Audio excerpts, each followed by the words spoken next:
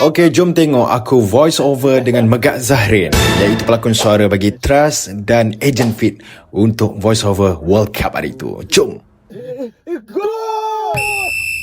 Hai bro, boleh duduk sekali? Ya, sila. Uish, wangi betul dia ni. Aduh, siapa gol tadi? Bro, kau punya wangian ni magnetik sangat lah. Ni, Dashing Magnetic Oud EDT. Oud itulah yang jadikan wangian maskulin. Tahan lama. Tapi bau oud selalunya terlampau kan? Ni tak, perfume ni sesuai untuk harian. Barulah kasih tarikan memikat.